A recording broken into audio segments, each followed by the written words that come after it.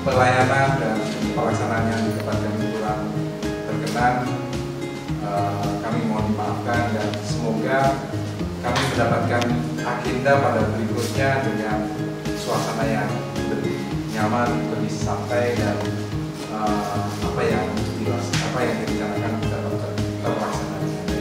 Untuk Jumat curhat ini emang kebetulan ini sudah menjadi kebiasaan atau yang sudah dicanangkan oleh pimpinan kami. Yang intinya Jumat curhat ini ingin mendengarkan keluhan-keluhan atau masalah-masalah yang ada di luar, termasuk yang ada di perusahaan. Assalamualaikum warahmatullahi wabarakatuh. Perkenalkan, nama saya Muhammad, saya dari Bangor, kebetulan mewakili Serikat Pekerja Jawa. Jadi yang kami ingin tanyakan, ini mungkin berhubungan dengan lalu lintas. Nah, yang terjadi saat ini tuh ketika kondisi jalur lalu lintas daerah Paringin, khususnya di sore hari, ini paling sering macet, mohon maaf. Karena mungkin kondisi jalan yang kecil, kemudian semakin tahun kan kendaraan bertambah. Nah, yang mungkin saya tengah bertanya, apakah ada rencana perluasan jalan? Karena ini tentunya juga kan jadi potensi terjadinya kecelakaan di lalu lintas.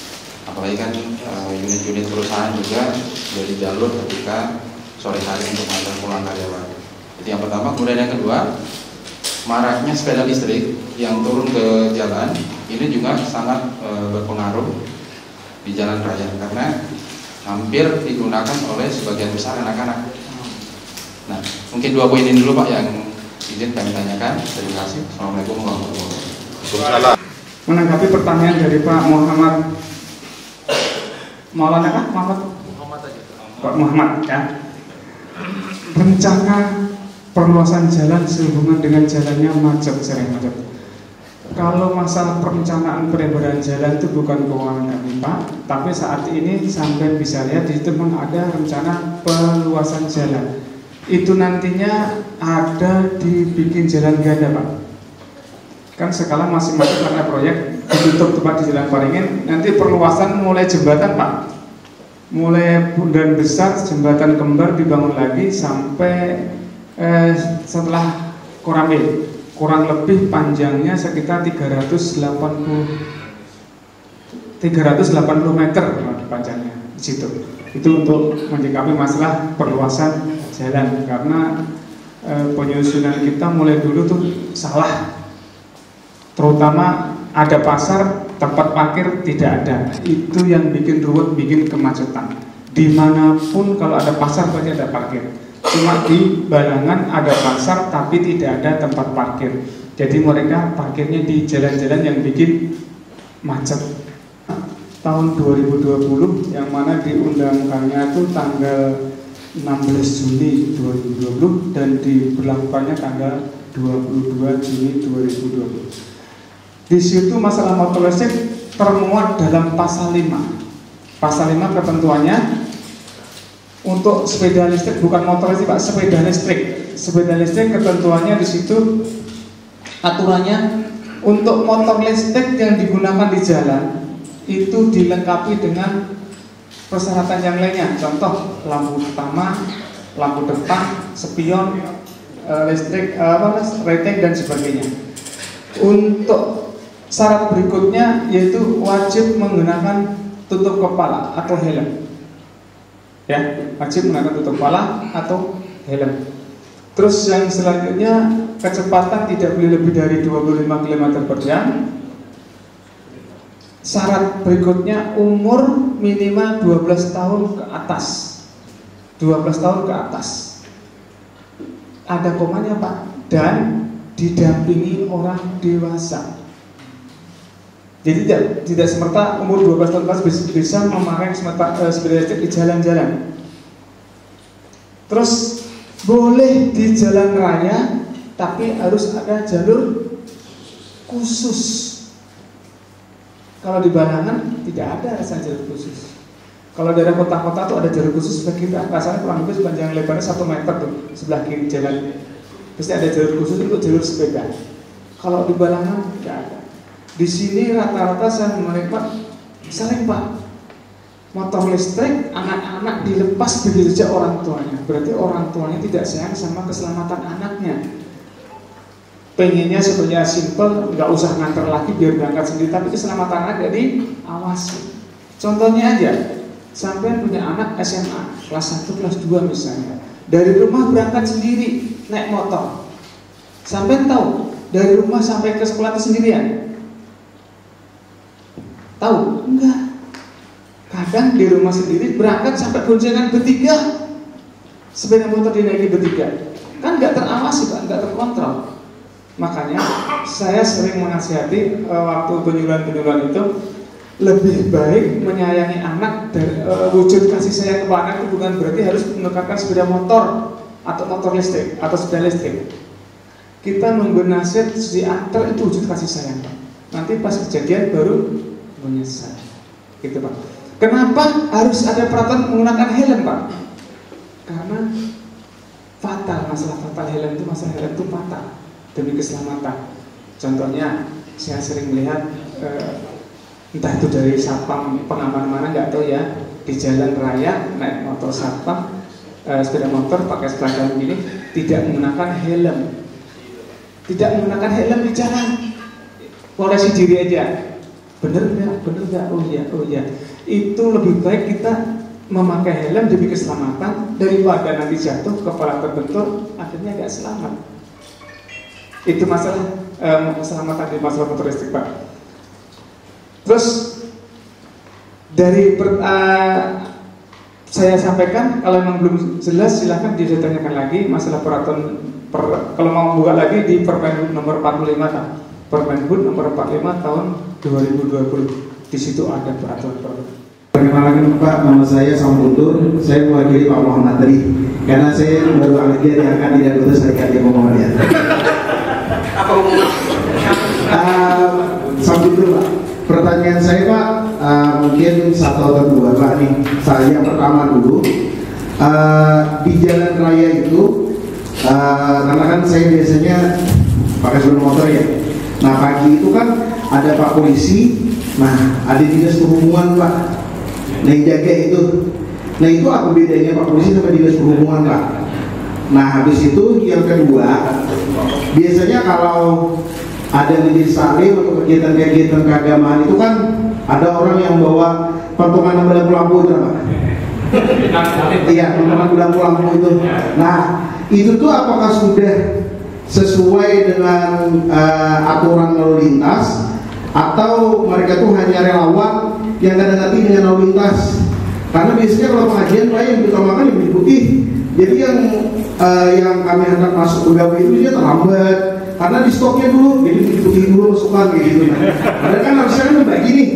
Karena jalan lain presiden juga itu lah. Terima kasih. Assalamualaikum warahmatullahi wabarakatuh.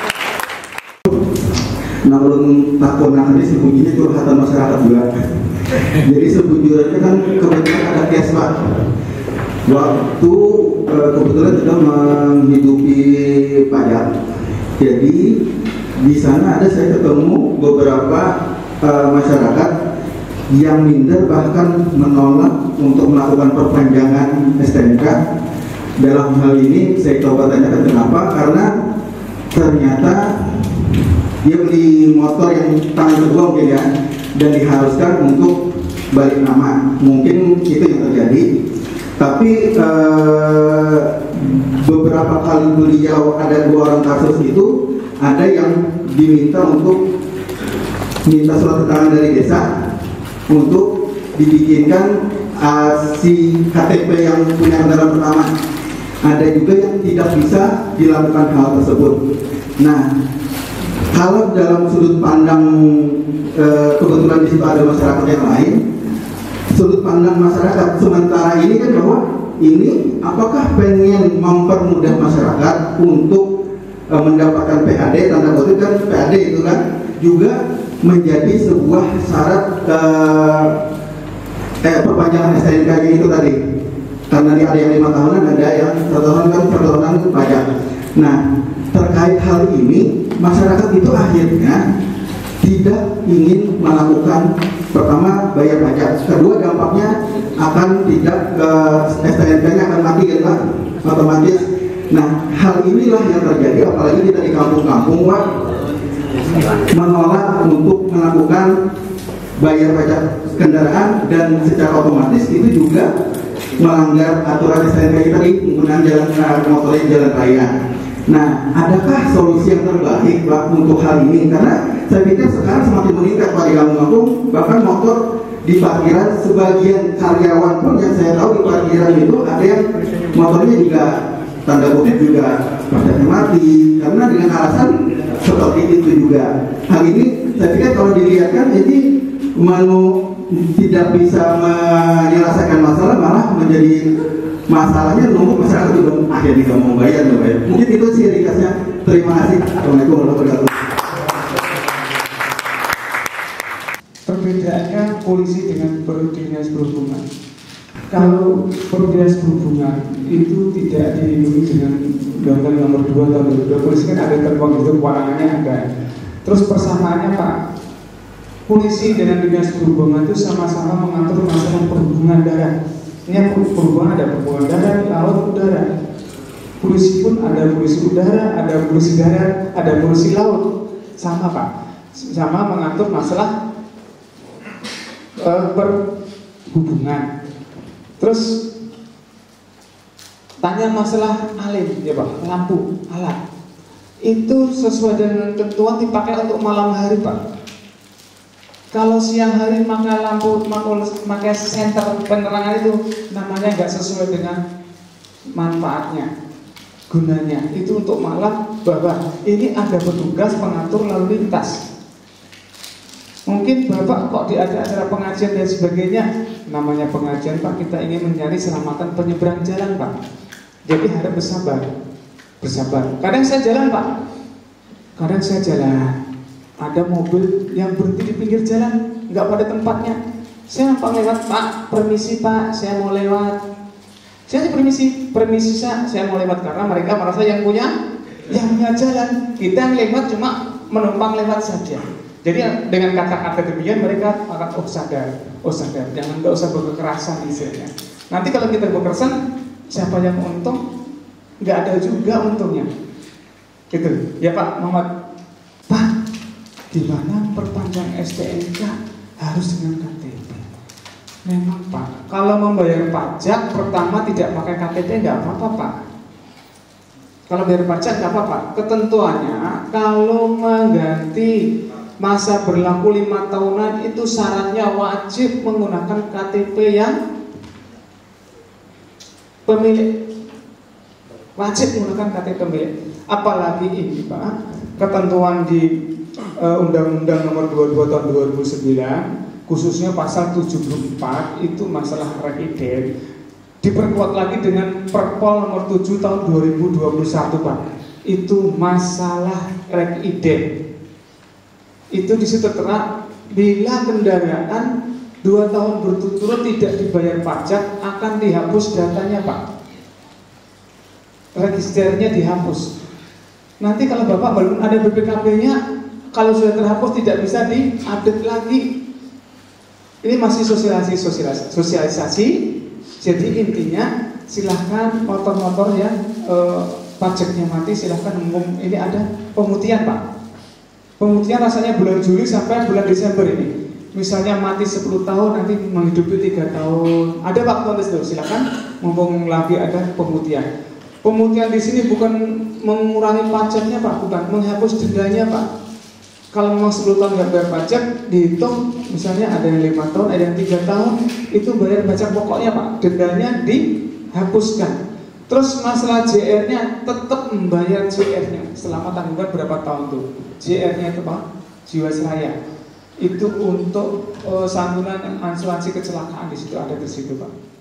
Atas nama Abdullah. Yang nama Abdullah siapa? Muhammad. Oh ya. Kita sendiri Pak.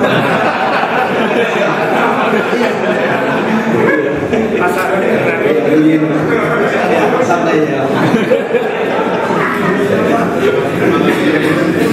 Ya, jadi mohon izin Komandan, tadi benar bilang Komandan tadi, jadi sampai saat ini masih bertanya-tanya. Jadi dengan kelengkapan kita khususnya security komandan, jadi kan giat-giat kita bekerja ini bukannya selalu di pos, bukannya selalu di persimpangan, kadang-kadang bisa menghadapi maling kan? Nah, tingkat-tingkat kejahatan lah. Nah itu apakah di dalam tugas kita ini khususnya keseharian kita, apakah boleh kita ini memakai alat perlengkapan seperti sangkur gitu atau gimana gitu? Nah, dan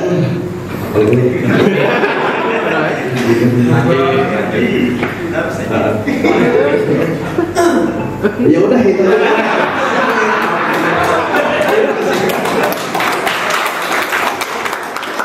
Rekan-rekan lihat pada saat berada di luar mungkin sering berbenturan dengan masyarakat ya. Emang kadang-kadang masyarakat, yang namanya masyarakat tuh Pak, mungkin gak seluruhnya ya masyarakat, cuman mungkin masyarakat yang tidak mengerti masalah hukum, biasanya seperti itu yang gerasi. Jangan ke sampean-sampean, ke kami aja banyak Pak, bener. Udah kami bilangin kalau masalah itu emang nggak boleh dilaksanakan atau nggak boleh dilakukan, tapi tetap aja dilakukan. Kami juga sering seperti itu.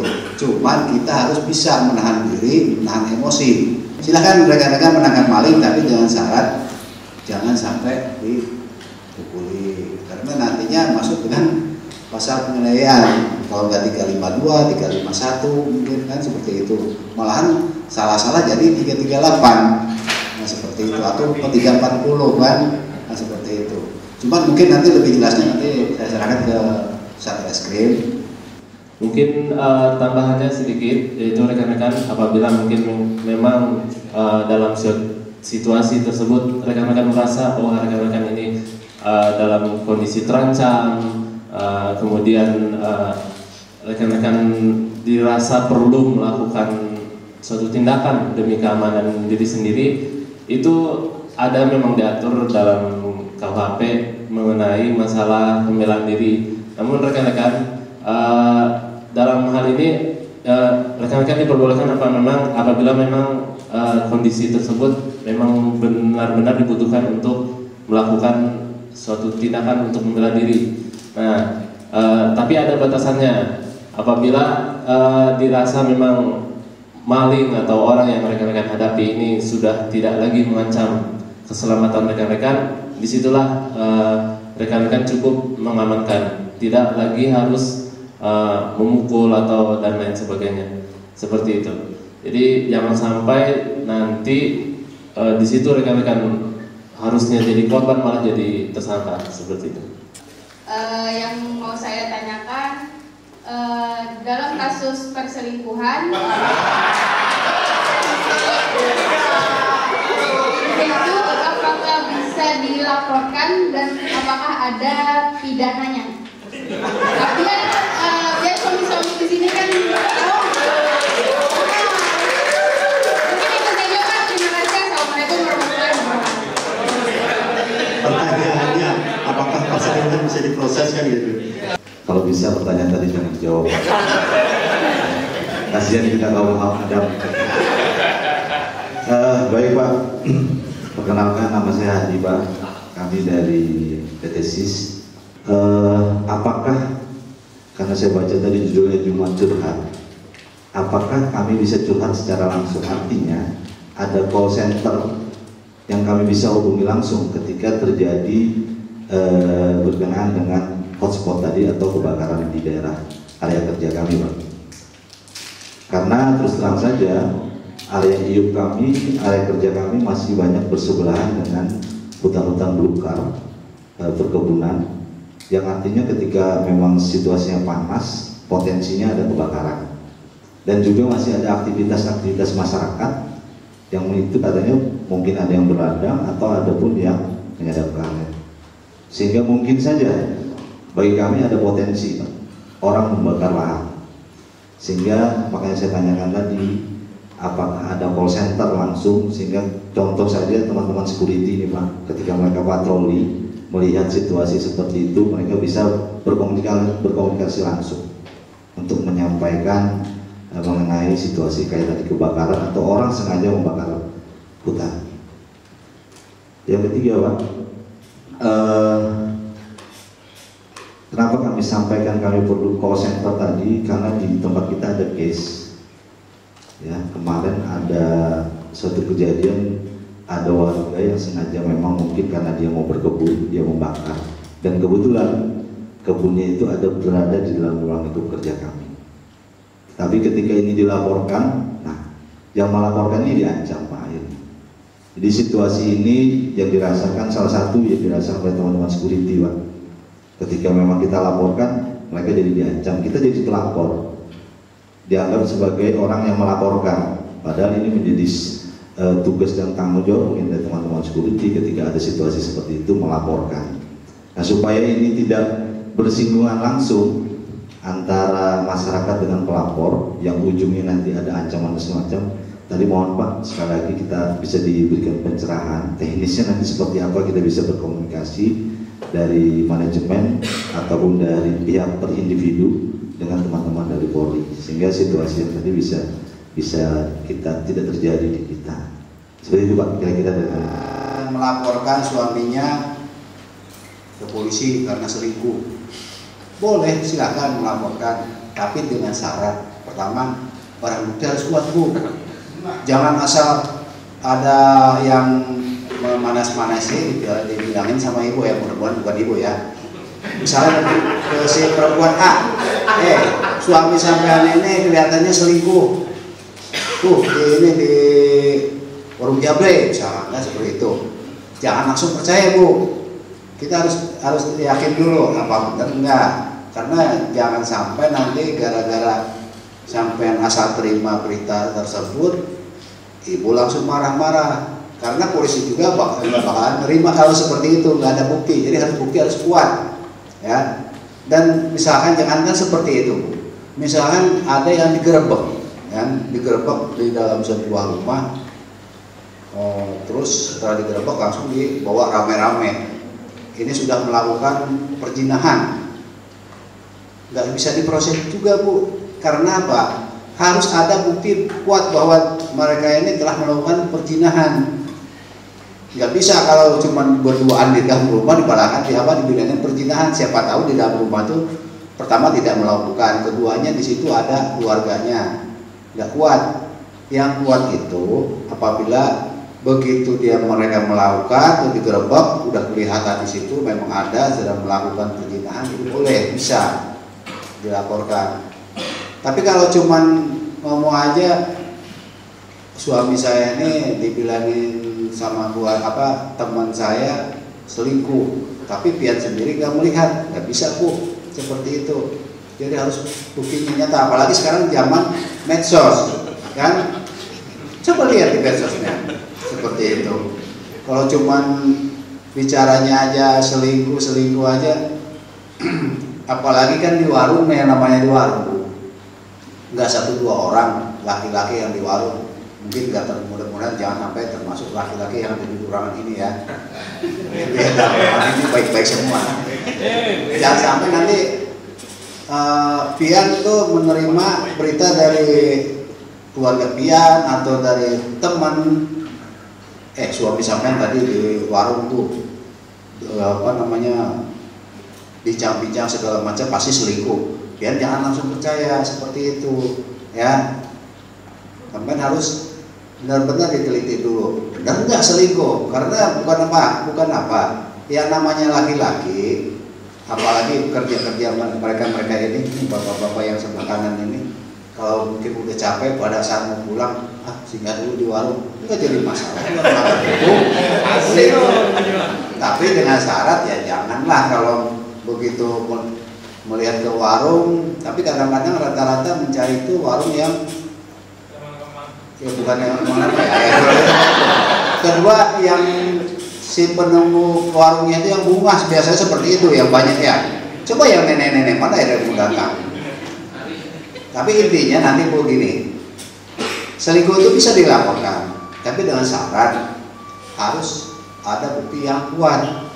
Kalau cuma omongan aja nggak bisa, Bu, seperti itu, ya. Apalagi kalau si suaminya itu nggak nggak ada pengakuan, meskipun ada pengakuan tapi nggak ada buktinya, nggak bisa seperti itu. Baik, izin menambahkan untuk perselingkuhan itu kita lihat definisinya dulu. Kalau perselingkuhan itu sebenarnya masuk ke, kalau di KUHP itu diatur masuk ke perbuatan zina. Nah, untuk perbuatan zina ini sendiri itu di situ dikatakan bahwa setiap orang yang melakukan persetubuhan dengan orang lain yang tidak ada ikatan perkawinan yang sah. Nah, jadi selingkuhnya ini dulu dilihat dulu. Kalau misalkan cuma jalan-jalan keluar sama cewek lain atau sama suami lain, nah itu belum bisa dipidana. Nah, jadi selingkuhnya dulu dilihat dulu selingkuhnya itu seperti apa. Kalau dalam KUHP itu diatur itu kalau mereka sudah melakukan persetubuhan. Nah, pidananya ada di situ dalam KUHP yang lama itu pidananya itu paling lama 9 bulan. Untuk di KUHP yang baru ini kalau nggak salah itu menjadi 1 tahun untuk perbuatan zina. Nah, untuk perbuatan zina ini itu termasuk delik aduan, jadi itu bisa dipidana kalau misalkan salah satu dari pasangan tersebut melaporkan ke pihak kepolisian. Seperti itu. Izin Bapak, perkenalkan nama saya Alex dari Balang Angkul, bagian eksternal. Kami di bagian eksternal ini humas Pak, bahasa umumnya sering berhadapan langsung dengan masyarakat di sekitar tambang. Dalam perjalanan proses pekerjaan kami juga sering menemukan pelaporan dari masyarakat terkait keluhan dari masyarakat ke kami. Dalam banyak titik sampai pada satu titik kami memang harus menyampaikan kepada masyarakat posisi perusahaan. Kami sudah melakukan ini banyak hal ya, ada banyak kasus Pak, kasus lahan, mungkin kasus lingkungan dan sebagainya. Dalam satu titik kami memang harus menyampaikan posisi perusahaan di mana kami sudah melakukan sesuai dengan prosedur apa yang sudah kami lakukan, sudah ada beralaskan hak sesuai hukum dan sebagainya. Tapi seringkali masyarakat tentunya tidak bisa menerima Pak, sehingga jalan satu-satunya tentunya adalah kita menasihati atau meminta masyarakat itu menempuh jalur hukum. Ini adalah jalan tengah yang paling fair baik perusahaan baik dan juga buat masyarakat. Tetapi seringkali Pak yang kami alami masyarakat merasa enggan untuk melapor kepada kepolisian. Kemudian kami juga meyakinkan kepada mereka bahwa silakan Bapak melapor, tidak, ini pasti akan ditanggapi. Tapi banyak sekali kasus masyarakat itu merasa enggan dan merasa takut. Stigmanya adalah wah kalau mas lapor ke polisi karena ulun harus membayar segala macam. Itu kami mohon saran kepada bapak-bapak dalam kasus seperti ini kira-kira apa yang harus kami lakukan, bahasa apa yang harus kami sampaikan ke masyarakat untuk meyakinkan bahwa masyarakat ini mempunyai hak yang sama untuk bisa melapor. Apakah berbentuk dumas atau LP itu apakah seperti apa kira-kira? Itu saran buat kami Pak. Itu pertama. Yang kedua, kami ingin ketegasan atau informasi Pak. Ketika misal ada terjadi pelanggaran hukum di satu wilayah kami, apakah bila mana proses itu kami harus melapor kemana Pak? Apakah ke Polsek sesuai dengan wilayah sektoral atau langsung ke Polres Pak? Kasus-kasus mana saja yang bisa ditangani oleh Polsek dan kasus mana saja yang bisa ditangani oleh Polres? Itu yang kedua Pak. Yang ketiga satu lagi terakhir Pak. Beberapa kasus kami terjadi kasus pencurian Pak, pencurian aset. Dan memang pada saat di lokasi kejadian memungkinkan diambil sidik jari dari barang-barang bukti. Itu kemudian kami sudah melapor, kemudian kami dari pihak Polres didatangi oleh Inafis Tolapor. Yang kami tanyakan sekarang di Kabupaten Balangan ini khususnya Polres Balangan, seberapa efektif pengambilan sidik jari kita Pak? Itu sehingga kalau kita melihat di film-film mungkin begitu dapat sidik jari 1 menit 2 menit langsung keluar nih namanya nih, yang kami pikirkan seperti itu. Tapi apakah kita Polri ini sudah cukup akurat database-nya sehingga sidik jari menjadi salah satu bagian alat bukti yang bisa kami andalkan ketika kami mengalami kasus-kasus pencurian. Mungkin itu saja Pak dari saya, terima kasih Pak. Hak mereka begitu. Mungkin disinilah mungkin fungsi kami sebagai penengah apabila nanti dari perusahaan dan masyarakat terdapat permasalahan. Di situ juga mungkin dari perusahaan bisa selama masyarakat tidak melakukan aksi yang bisa mengganggu Kamtibmas, mungkin di situ perusahaan mencoba untuk memberikan pengertian kepada masyarakat. Namun apabila memang tidak bisa, apabila memang masyarakat enggan untuk melapor ke Polres, mungkin bisa dari perusahaan sehingga permasalahan yang dihadapi itu bisa diselesaikan. Jadi tidak hanya dari masyarakat, bisa juga dari pihak perusahaan. Kemudian yang kedua yaitu mengenai untuk kasus-kasus yang ditangani oleh Polsek dan Polres. Setahu saya untuk kasus-kasus yang ditangani oleh Polsek itu apabila memang kasus tersebut tidak menyebabkan gangguan Kamtibmas kepada masyarakat. Contohnya mungkin kasus-kasus masalah pencurian atau mungkin penganiayaan atau pembunuhan dan lain itu bisa ditangani oleh Polsek. Namun apabila di sini kasusnya sudah menyebabkan gangguan Kamtibmas atau melibatkan massa, di situ mungkin kasus tersebut dilimpahkan ke Polres. Di sini juga berkaitan dengan masalah tambang, apabila memang ada permasalahan dari masyarakat nanti bisa melapor langsung ke Polres. Kemudian yang ketiga sidik jari. Kemarin saya juga ada melakukan pemeriksaan ke Lab4 di Surabaya. Memang saat ini untuk teknologi itu saya akui itu sudah benar-benar canggih untuk di kepolisian. Nah, untuk sidik jari ini memang sangat efektif, terutama di wilayah Balangan ini yang dimana mungkin masyarakat belum banyak yang menggunakan CCTV, kemudian teknologi-teknologi yang lainnya.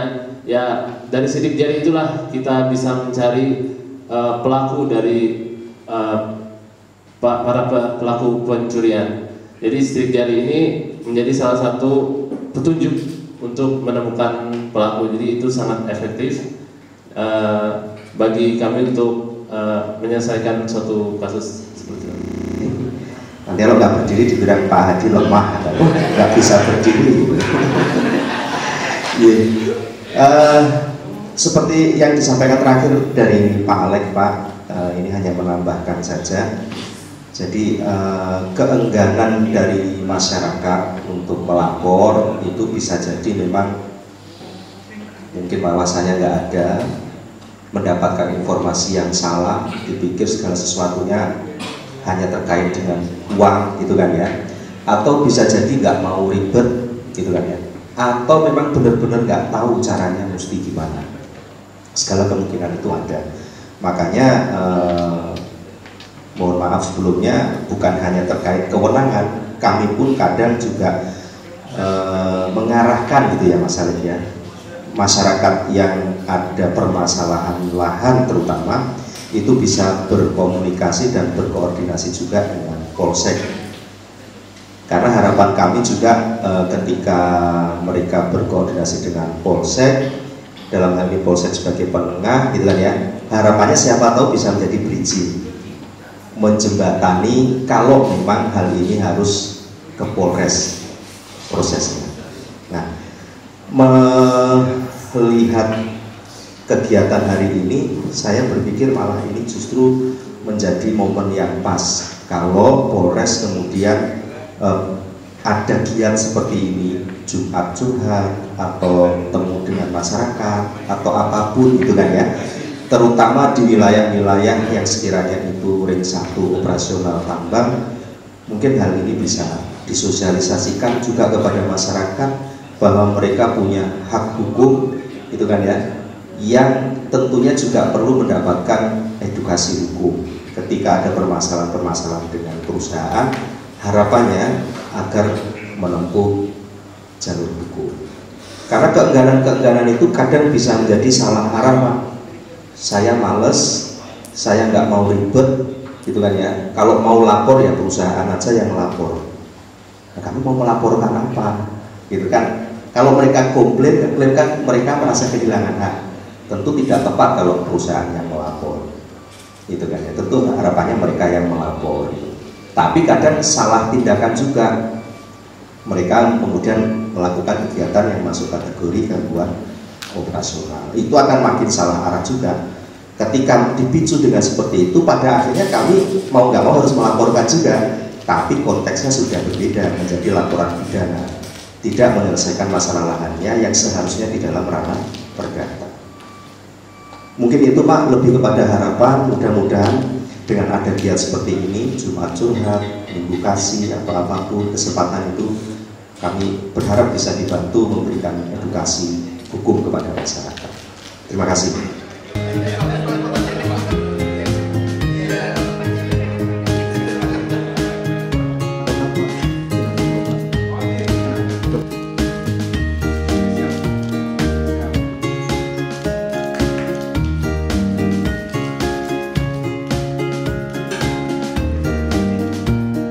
Itu nggak mau paling sama Pak Duta.